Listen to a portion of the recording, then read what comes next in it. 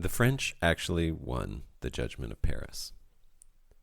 This month, we, in California especially, will be inundated with reminders that 50 years ago this May, a few pioneering California winemakers beat the French at their own game in a blind tasting that came to be known as the Judgement of Paris.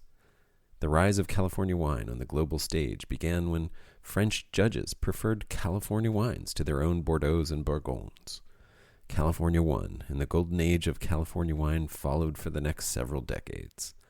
At least that's been the doctrine for the last 50 years. Let me suggest an alternative perspective on this historic event. The French won. But, you'll insist, they didn't. It's a matter of historical record. It depends on which game we think was being played.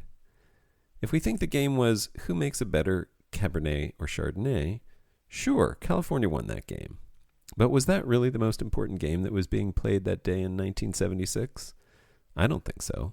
I think the more important game being played 50 years ago was, what is the global benchmark for fine wine?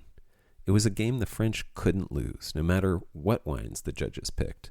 The French won the Judgement of Paris merely by agreeing to the tasting, because it positioned California wines and any other would-be wines of global importance in the position of imitating French wines. California only won at being the best imitators of French tastes in wine. But the French won the bigger prize. They showed that if you wanted to be taken seriously, you had to emulate them. You had to follow their lead. The Judgement of Paris created the dynamic that established the French as the arbiters and definers of taste. They became the producers and directors of the game, and the rest of the world became mere players. And so for 50 years, California wine has not been Californian. It has mostly been French wine made in California. We even aged our Judgement of Paris winning wines in French oak. Outside of Europe, 9 varieties of grapes account for over 50% of the global wine vineyard area, and most of those grapes have French names. Most people in wine are so inculcated in this way of thinking that it's probably hard for them to imagine a different kind of wine world. That's how total the French victory was. We can't imagine wine without French grapes. California has essentially never even tried to develop its own wine culture, despite the fact that there are 3 species of grapes endemic to California. That's 3 times as many species as the French have. But we never even tried to build our own wine varieties from them. Do you know any named wine grape varieties that have Vitis californica genetics? I don't.